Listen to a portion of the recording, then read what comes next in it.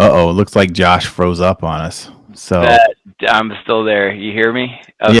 I can hear you. You either froze up or you took the longest deep pause to breathe to collect your thoughts. Yes, that's what it was. It Okay. was. So I knew you were going to hit us with something profound because you were thinking about it. Welcome to The Money Huddle, a podcast that discusses financial topics, investing, and planning ideas for investors and retirees. This show is hosted by Michael Baker and Ross Marinell. All opinions expressed by us or any podcast guests are solely our own opinions and may not reflect the opinions of Advisory Alpha. The podcast recording is for informational purposes only and should not be relied upon for investing decisions. Clients of Advisory Alpha may maintain positions in securities discussed on the program. So, anybody got any funny jokes to kick us off with? 7.1% CPI is good. Is that a joke? No. I like the attempt though. All right. So, welcome back to the Money Huddle. Today is an episode that's been long in the making. We have got two professionals that Ross and we count them as friends because we've known them for years. We've worked with them for years, but they are also very specialized in insurance, specifically with annuities and life insurance. And so we've asked them to come on the show because there are so many things floating out in the ether right now, especially as it relates to annuities and other different types of insurance products. So we're going to actually begin a little bit of some debunkery as it relates to insurance products and annuities. So I want to welcome Josh Martin and Jake Hall from Financial Independence Group. Guys, welcome to the Money Huddle. it's a real privilege to be here. I got to tell you. Long-time listener, first-time guest. First-time caller. Never in my wildest dreams did I ever think this was ever going to happen. So thank you. But here you are. Dreams Check do come the bucket true, list. Josh. I'm hearing career goal. Check. Yes. Bucket list done. This is super exciting. Yeah, crossed it right off. Getting on the Money Huddle. I think actually dream come true. I may have been your first subscriber on one of the channels. You guys went ballistic with all of the different channels that are out there. I was just so pleased that I was one of the first to check that box, and I'm honored to be here. So thanks, guys. Rookie mistake. We decided to go a mile wide and an inch deep, and we should have just picked a platform and said, "This is the platform we're going to be on." But what do you live and learn? I reckon. Awesome. Well, we have. Obviously, the four of us, we could sit here for easily 2+ hours, but I don't think anybody wants to endure that. So I'm going to dive right in and specifically tee it up with, when it comes to annuities, what do you guys find out there are kind of the big myths or misunderstandings as it relates to annuities in general? And then if we want to dive into a specific type of product, we can do that too. All right, so I'll tee it up. Jake and I see a lot of chatter out there in the marketplace about annuities being this kind of Swiss Army knife of financial vehicles that can do all these different things that meet everyone's goals and be the one answer for so many things. And one of the privileges that we have is working with gentlemen like you, advisors like you, is that you view it as a small portion of a balanced portfolio. Many times, it does serve a need, it does provide a solution, but it's not for everything, in every situation, every cause that's out there. It serves as protection for clients' portfolios, and it must be viewed as an insurance tool as part of a much larger toolbox that you have access to inside of the a properly built portfolio or properly constructed plan. And I can go lots of different directions with that. But Jake, any major takeaways, comments that you want to make? Yeah, I mean, I think the other part of that is obviously annuities aren't also the devil. I think a lot of people have that. They're just taste. sold by devils, right? Well, anybody can be seen as an angel or a devil depending on the situation and when someone's done something either inappropriate or not, right? But I think the myth still is like annuities are something that is so hard to like not grasp how this can be used and be a really effective tool for clients to get to where they want to go in their retirement. And I think it's more of a misunderstanding of, we have so much in what you can do with your financial planning and what all these tools and all these products, there's so much that you can be overwhelmed as a client to know what's going to fit you. And that's why having someone who can guide you through it and use that plan or help you guide through how to build that plan and construct it, and annuities being one of the tools in the toolbox. I think that's the myth most people have. And then we get into the conversation about, most mentalities still are talking about what the features are of a product. Like my product's guaranteed to give me a guaranteed rate of return for 20 plus years, or the story is that, I can, there's no penalties in my annuity if I just take out as much money as I want and it's like a checking account, right? Like there's some wild things that people hear because of misrepresented products. But the reality is like annuities do two things really well. They protect your assets, like Josh said, and they help you be able to create lifetime income streams. And when those are done appropriately, it's kind of finding where a client has a nail that we need in their retirement home, and we need to find the right hammer to hit that nail in. But if we're trying to use a jackhammer, like what are we doing here, right? An annuity is an annuity. There's only so many ways you can slice it and dice it. So I think that's a couple of things where, because of all the other sophisticated things the annuity world has done, which is good, there's innovation, there are things to be client friendly. The hard part has been trying to get back to what it is. Like, what is an annuity really for, right? And it's for that safety and security. And there's really no other way to kind of get through that. So the other myths are, if an annuity sounds like something else, it probably is a little too good to be true, right? Wouldn't you guys agree? They certainly can be built to be more complicated than they need to be. And in fact, that's one of the things that we enjoy about working with the two of you, is finding the simplest solution to solve the problem. And the simpler the product is, then generally the better it's understood and better it's used, in my opinion. I think that we probably should make a couple of clarifications when we talk about annuities, because obviously there's a universe of annuities out there. And, specifically when we talk about safety, first of all, compliance hates that word. They hate the word safety. So shout out to my compliance team that's going to listen to this and shudder. We are simply referring to annuities, are contractually guaranteed. That's what we mean when we talk about safety. But at the same time, I think some clarification is needed, because there are products out there that are referred to as a class called variable annuities, where variable annuities do have your places where you can actually have your principal at risk. And, if the markets were to decline, you could see principal loss in those products. And fixed annuities, fixed indexed annuities, are not designed to be products where your principal is at risk. And so that's the type of safety that we are referring to, especially when we talk about it being considered a safer asset class. That's what we're referring to.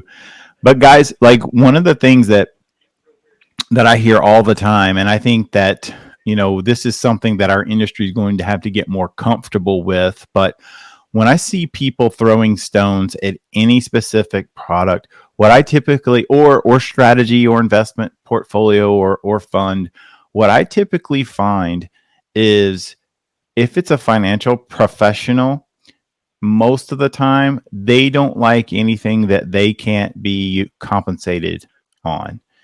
If they can be compensated on it, then they may not use it, but it's not the worst thing in the world. I see the most polarizing opinions often come from folks who cannot use or cannot be compensated on any particular product or strategy, and that includes insurance products. And I wanted to hear your thoughts on that. Do you guys tend to find that as well? I think we serve our perspective is interesting because we serve financial advisors from across the country with multiple licensure, and we have resources here that can help those that are even not licensed to sell the product as an outsourced resource. So what we find is less of an argumentative nature, just more of like a dismissal of annuities. It's like they don't even want to engage in the conversation because they don't understand it or they're not licensed to do it. So therefore, they hold it at arm's length many times, especially the fee-only advisors who may not want to engage because there's a learning curve. And it's kind of our job to help make those conversations happen and spur on those engagements. And sometimes it's not argumentative, but it's just like nah, I'd rather not go there. I can sell my for compliance reasons, we won't go to those different alternatives out there, but they got a different path that will take a client on versus the solution that's staring them in the face as a potential opportunity because it's known, because it's comfortable, and because it's something that they can feel confident in articulating to their client, even despite its flaws and things. But there's no such thing as a perfect financial vehicle, at least that I've seen. Maybe you guys have them in your arsenal, but we don't go there. And it just, that's the resistance. That's the kind of like the friction between those that know it, can use it, and communicate it well versus those that may just kind of have it at arm's length. I think one of the things that you touched on that for me kind of comes up is I think a difference in philosophy is totally fine. And I even encourage that because everybody has different, thoughts about how they want to invest their money, different thoughts about how they think retirement should be done. Where I struggle is, like you said, just the pure dismissal of alternate ideas. Because to me, for example, if you're dealing with folks that are more conservative or they are much more nervous about market activities, market fluctuations, they may not have a high level of risk tolerance to be, an aggressive investor.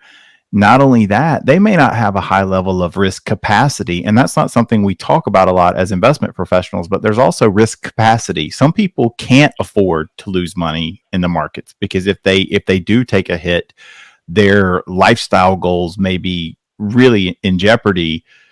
And I think that, for those types of people, it is almost a disservice to just summarily dismiss something that might be safer. It may not be something that you would do for yourself. It may not be something that you think is great for everybody, but some people just need to know that their funds are not necessarily going to lose 30% the next time we have a sustained bear market drop in equities. And I think that those people, they deserve to have alternatives for themselves as well. Well, so like some of the things that annuities address that not a lot of other financial vehicles can provide is protection against sequence of returns risk and longevity risk. And so if you don't have a solution for a lifetime income guarantee, or you don't have protections when there's the downside of the market and you're using that asset to draw out income, then you're missing opportunity to talk about annuities. And that is back to what Jake had mentioned earlier. The core of why we do so much of what we do is because there's not a lot of financial vehicles. Let's just be real. There's not a lot of financial vehicles that do that.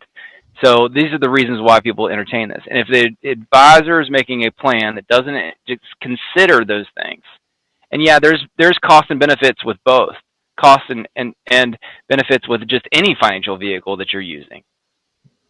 That is it going to be a less than informed client who's making that decision, and that could be to their detriment in the midst of market volatility or just a longer lifespan that they didn't plan for. Just for clarification, a lot of people listening understand the longevity risk. of outliving their assets. You also included another risk, which is sequence of returns. That's a little less clear, and to provide a little context, that is essentially an adverse market event happening early in your retirement. And that's more top of mind now, just because we've gone through an adverse market event this year. It's been somewhat moderated by some returns, some recouping of gains in the last quarter, but was still a very, very real experience for people earlier this year when we weren't so clear what was going to happen. And heading into next year, there's some uncertainty still. So sequence of returns risk is important when we are planning. A lot of times in the first, we call it the retirement red zone, Michael. So the 5 years before and the 5 years after your retirement date is where you're at most risk for having stock market losses affect your ability to create lifetime income to exceed your income needs. So just to give a little context, I do think it's an important point. And one of the main reasons why we use the annuities that we use is to smooth out some of that early potential volatility. One of the things that I see people talking about frequently that I don't think a lot of people generally, when I say people, I'm mostly referring to just, your everyday folks that are not involved in finance all the time. They're out there working their job. They're working and saving, planning to prepare for retirement. But one of the things that I don't think a lot of people truly kind of get intuitively, and is one of the reasons I think mainly they seek out the help of financial advisors is preparing for retirement, is they don't really know what they can get for their money. And like, you saved, you've got these assets, but you don't really know like how much money you can actually take out or use in retirement and then not run out of money. And it's interesting because Morningstar just published a new report, State of Retirement, I think is what the name of the report was. And they're saying the new, quote, safe withdrawal rate is 3.8%.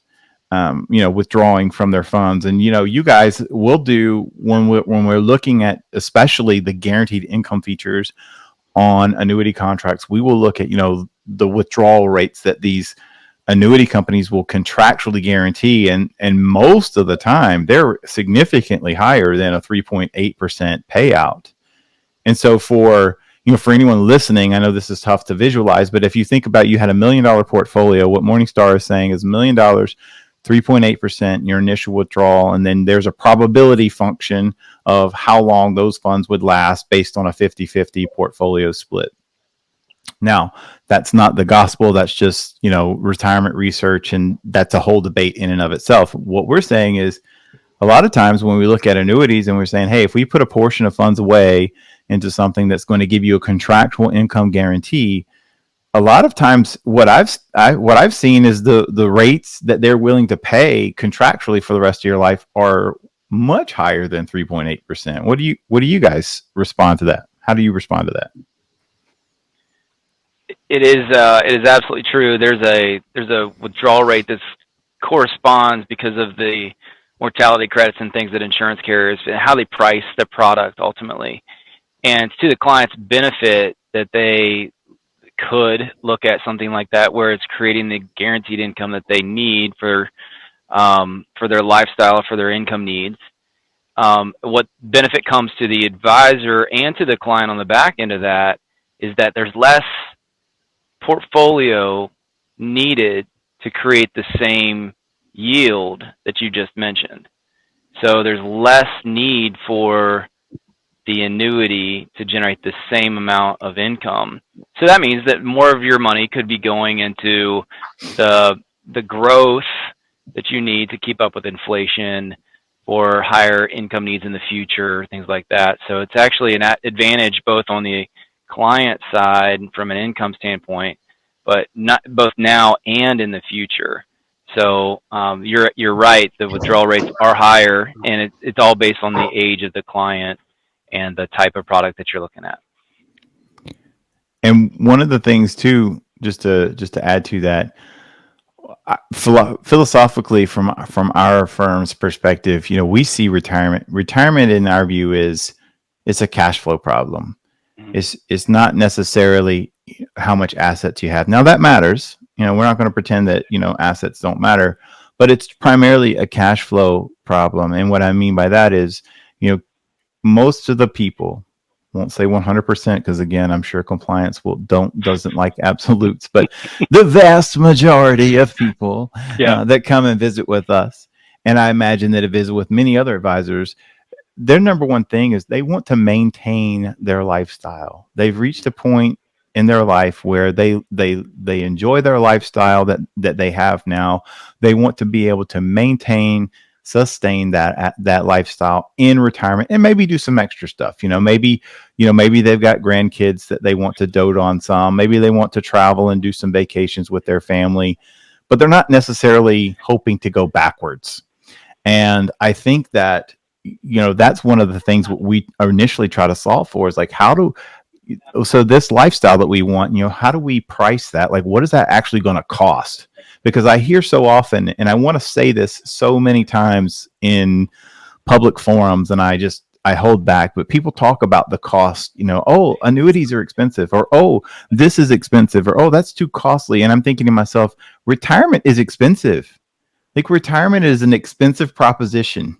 You're thinking, okay, hey, I've worked and I've saved up my acorns, and I've reached a point where, like, now I'm not going to save or collect acorns anymore, and I'm just going to try to use the acorns I have to sustain myself for the rest of my life.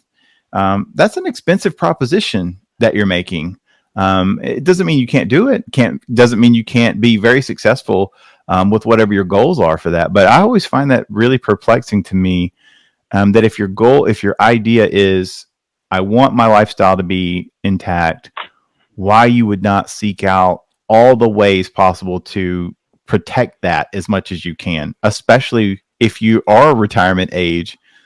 You've seen what market volatility can do, at least on the downside. We all know the upside's fine, but .com bubble, the financial crisis, we saw COVID collapse, and then this year's bear market has been something else. So that is what I always find very interesting and quite astonishing, actually. Have you guys ever heard the term that retirement is like where every day is Saturday, every day is the weekend? Yes. You know how expensive it is 43 years old. My weekends are the most expensive part of my life now. You're living for Monday, like I'm living, yeah, right. But when every day is Saturday, every day is that first day of the weekend, and now you get to live off of that kind of income. And most of your retirees are used to having a regular scheduled paycheck. Right. Well, back to the annuity story. Annuities take all of that risk off the table, where we know that there is a guaranteed income, predictable, just as they had in the past during their working years. And now we can fund that weekend lifestyle, at least some of it, if not all of it, some of it, on a predictable pattern where they're not going to outlive that income. Josh, we have a saying, at least I have a saying, especially since COVID, Beard and the work from home mentality, is that every day's a Monday.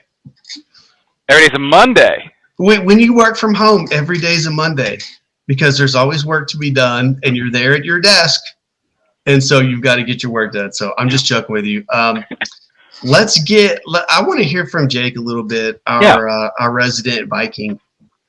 One of the things we've been, and why I have beard envy, but one of the things we've been talking with our clients about over the last couple of quarters is that it's really turning into a savers market and environment, where we've talked about on previous podcasts, where savers in the past few years especially have really kind of been pushed into risk assets to generate a yield or acceptable accumulation potential. And now that's starting to shift. Kind of explain why that is, and what's the opportunities that are starting to bubble up for people who really don't want to have as much money at risk as they may have now or in the past. Yeah. So if I heard you right, for those that have been feeling like maybe they've been leaving too much in their risky assets, we've seen some dynamics change. And so the big thing that we've seen, especially kind of behind the scenes, is, we've been in a historically low interest rate environment since I started working in the business. We were excited Right. when the 10-year treasury was, a 2.5%, and we were seeing, yields on corporate bonds around 3 and 4%, right? Really close to 3. And then obviously COVID, that tanked everything. When we went down and Fed cut rates, we experienced that, and rates got extremely low. But now we've been seeing this very unique environment that most of us haven't experienced, which in a very short amount of time, rates came back and have come back pretty strong over the last 6-7 months. And what that has created is the opportunity for those folks who before, when they were trying to find yields, they were happy with a 2 or 3% guaranteed yield. And now, even on just the fixed side, we're seeing rates that are guaranteed for 5 to 7 years as high as 5.5, 5%. So it's just a unique time where, at least for folks that they've been looking for something that they know, I can get this rate of return, that there's something that they could actually have guaranteed. And we just haven't had that experience in the most recent kind of memory when we're going through, the lexicon of what we've experienced, So Right. that's been unique for folks if they've already been hesitant to be in the market. That's been the big draw. Behind the scenes, I even think there was an article, I think it was from LIMRA. They're saying this year was the year of the multi-year guaranteed annuity, which is just a really fancy way of saying a fixed rate annuity. Like, you're guaranteed this rate for this amount of time contractually, right? And we're seeing an influx of that be the trend, because folks have been yearning for something that they feel like that they can know what they're going to get, and get that rate of return to compare to what they have in, other products available throughout the financial industry. So That seems to me to be one of the biggest changes for right now versus in the past 10 years.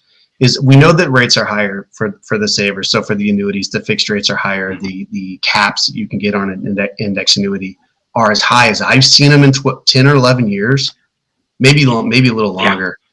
But what I think is interesting is that there are programs now that will lock in some of those higher rates for a longer period of time. So like you said, it could be 3, 4, 5, 6, or even 7 years that those a little higher rates can be achieved.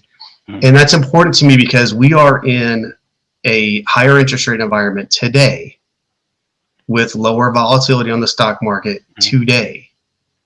And some of those fixed rates may be comparable to similar CDs that you could get maybe on a particular term, but generally not for the time period that we can offer that. And we could be in an environment in a year from now where rates are back down, another 1.5% from where they are today. Yeah. And so I do think it's a fairly unique opportunity to lock in longer rates than what rates may actually be that high for. Man, I never expected us to be this high. And then equally, how do we expect that to be the same for this next 12-month cycle? Like, that's something where it's exciting to know what we have available now. But then additionally, I think the trend has been also, we'll just wait another month and rates will be higher, right? Kind of that super short-term mentality of, well, I could just do better if I just wait, defer the decision, defer the onus of trying to take advantage of what's in front of them, right. And instead, we'll just be able to do better, and that's just not a guarantee that rates are going to keep rising, even though we've been seeing them rise. We even started seeing them start drawing down over the last 2 months, not even 2 months, right. Probably like the last 3-4 weeks. And so because of that, that's one of those things where it's worth noting, we may have hit a mini peak, or we may have hit a new peak, or we may never see these rates again. Right. So, right. It's just very, very interesting how different things have been in a 6-month span. So you can see how excited Jake is that we have 3.5% 10-year treasury rates and low volatility. But honestly, this is the point of what we enjoy working with the two of you for, is because, you two get into the weeds of the programs of multiple carriers. And I think that's to the scope of who you are evaluating programs with is vast. And it's dozens and dozens of different insurance companies that would be very difficult for Michael and I to do on our own and maintain the relationships and the other planning priorities that we have. And that's why working with the two of you is so important to what we are able to deliver to our clients. So, You can see, so that's why we like it when you get excited. That means there's good things that are out there that we can share with the people we get to work with. Go ahead, Michael. Fire away with another question. Well, I was just gonna say, obviously, one of the things that we are expecting this week is to see or hear that the Federal Reserve is probably not going to hike at 75 basis points. They're actually going to do a 50 basis point hike. We'll be interested to see what changes in their statement. But it's probably not too. We now have I just did a quick check while we were talking. The U.S. 10-year right now is hovering around 3.5%. This next hike would bring the lower bound, I think, of the Fed funds rate to 4. So that range would be 4.5. Are we probably going to see? I don't suspect we'll see the Fed try to fight market rates, but at the same time, I really don't think we'll see insurance companies fight these market rates. I mean, if insurance, I don't know how if bond yields continue to fall, how they're going to continue to give us increasing fixed rates on their products. And so how do you kind of see things playing out as we turn into 2023? And are there any new innovations that you guys are seeing that people should be aware of? Yeah, so I'll go ahead and jump into this one. I think because of what my opinion has been is the market that the insurance carriers have been doing has been pricing for those higher hikes, and so I don't foresee that all of a sudden just because this Fed hike is going to even be a little bit lower, but it was still probably being priced into how they're planning for these products to be used and implemented for, that we're going to all of a sudden see another huge jump. Maybe a couple other carriers get a little competitive or try to stay near the top, but we probably won't see all of a sudden, I mentioned that 5.5 rate. I don't anticipate that all of a sudden we see 6% out of nowhere, right? Something where that's compounded and guaranteed for, a substantial amount of time. I think we are seeing, a cooling down of that, what I've been joking with is saying the arms race of these rates. But, even then, right, after we kind of hit the beginning of this year, with what we're seeing innovation-wise, the carriers are really trying to take, some more onus on giving more benefit to clients over time.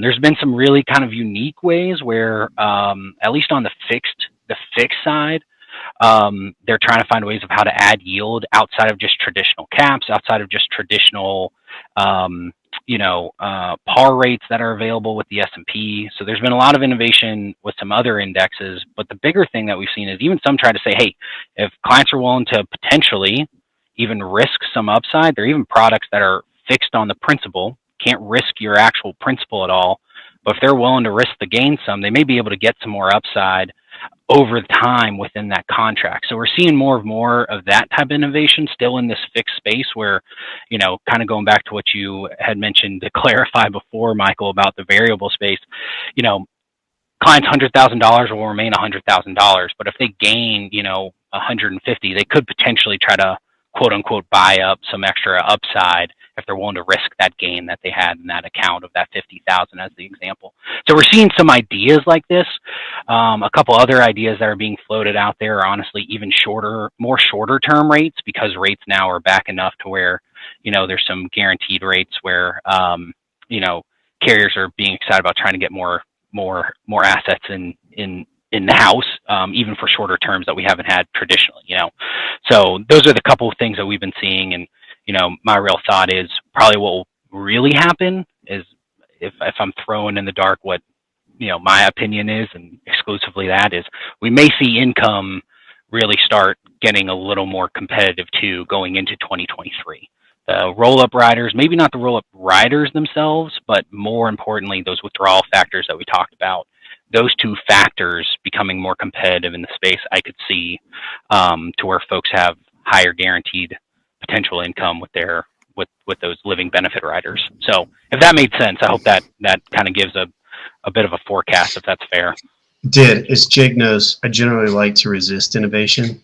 I think, and I'll just chime in, that's been, I guess, for me, a little bit of a source of frustration with a lot of the companies, because I feel like a lot of carriers have fallen into shiny object syndrome, and who can have the most like cutting edge, innovative design. And I'm like, guys, it's really simple. Like, have a really strong income guarantee, have a product that actually has safe accumulation potential. Don't fleece people with fees left and right. I don't understand why the fixed space is trying to innovate to look more like the variable space, instead of just trying to have really good, easy to understand alternative solutions for market like investments. Well, that's the benefit of the higher rates and the lower volatility, is now they can just give the more generous benefits in the simplified way, because there's enough return to do it, in my opinion. Yeah, I wonder, and this will be the last comment I'm making, and we'll have one more quick question. But I wonder how much of the innovation was advisor driven versus consumer driven, because I can totally hear financial advisors and insurance agents thinking, especially in a low rate environment, like, hey, we've got to get more yield, we need to get more innovative, like we need to be more competitive. And you kind of cobbled together like this black box idea of like, hey, this has potential, versus, consumer driven, where to me dollars tell the story. I mean, you said this year, for example, was the year of the MIGAs. Well, why? Because, okay, I got a fixed rate. For how long? How long do you want? I mean, it's easy to understand. But my last question to you guys, and this is really just probably if people have endured us this long, this will be the best question for everyone listening. Who, in your opinion, for compliance, we'll say, in your opinion, who, in your opinion, should be looking at and considering annuities for themselves? Let's do this. So, who should be considering an annuity? Most often we see clients that are about 5 years out from retirement, 5 years into retirement, who are considering their income plan, who are working with a financial advisor and need consideration for what risks they're about to take as they enter into retirement. They want to consider all of the factors, right? I want to pause you for 1 second, Josh, and you made a comment here, and I just want you to clarify. You guys have been very generous in saying, hey, working with an advisor, but there's a lot of people who don't work with advisors. There's a lot of people who will go to Google and look up, tell me all the bad stuff about annuities, because we know it's out there. But how critical is it, in your view, that people actually talk to an advisor that's got a wide scope of expertise, not someone who's just narrowed down into like one or two things? But do you see that is important for people to consider, or what are your thoughts on that? Well, yeah. So let's start with what licensure do you need in order to sell an annuity, to buy an annuity? So you have to have an insurance license. So you must work with a insurance licensed professional who can describe to you, within the scope of their licensure, what the options are available. So it's up to the consumer then to determine, does the scope of work that the licensed professional they're working with, are they able to speak to all the options and considerations that are applicable to them, right? So I'm going to toe a very PC line here and say you have to be insurance licensed in order to sell it, and so it's up to the consumer to then determine that. Do I think that the more licenses and credentials you have, the better perspective? Certainly, that gives that warrants some experience, and it warrants some exposure to things that absolutely might be in the best interest of that individual. But I've also, in our tenure doing this, and I've been in the industry now more than 20 years, I've seen some things said and done that are not in the best interest of the client. So you've got to, it's some personal responsibility that comes along with those licensures, and personal responsibility of the individual to make sure that they're getting through and filtering what's right for them and not. So back to your question, who's going to be the best fit for an annuity, it depends, right? How much risk is the individual willing to take into their retirement years? What are their income goals? What protections would be necessary to make sure that their retirement really is going to have the propensity to have success? And a great financial advisor is going to be able to articulate that one form or another, some software that they work with, or just being able to forecast with performance measures on what would work and what might not.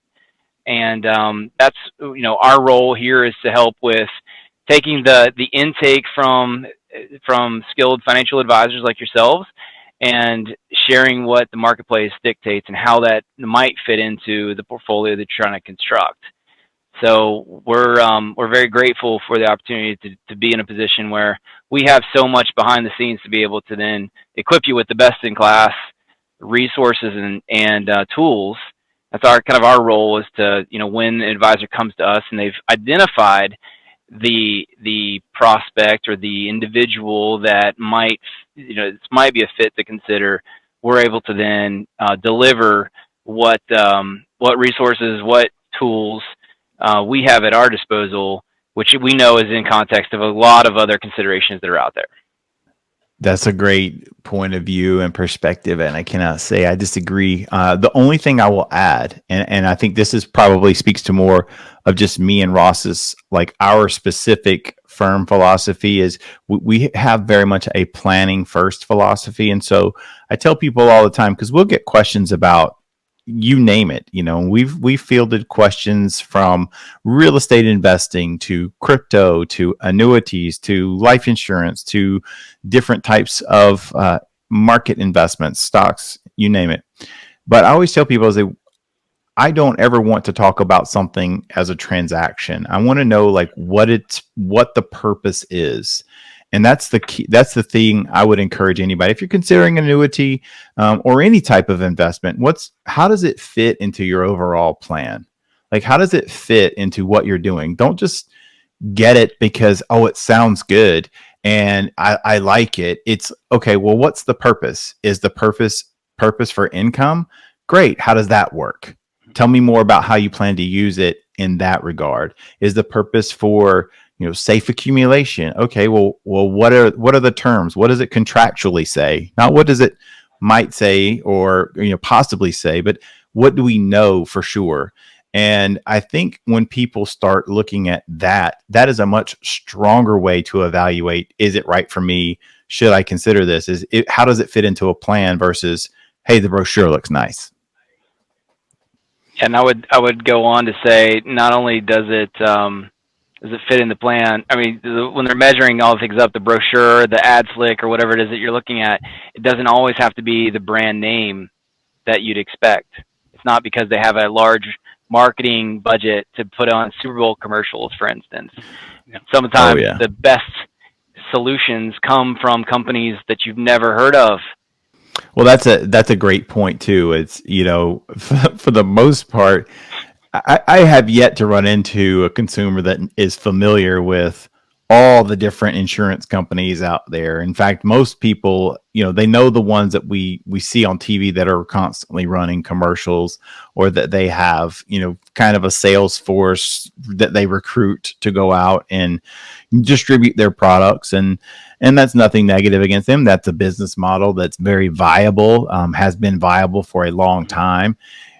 But most people don't know, and there's a huge percentage of those folks that will readily admit that they don't know what they don't know. So they're really relying on whoever's sitting across from them to be transparent and open and objective.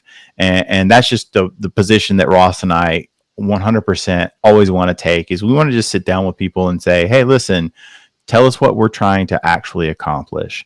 And, then our job is to create a plan that we feel like aligns with your values and that we feel strongly will give you the best probability at success.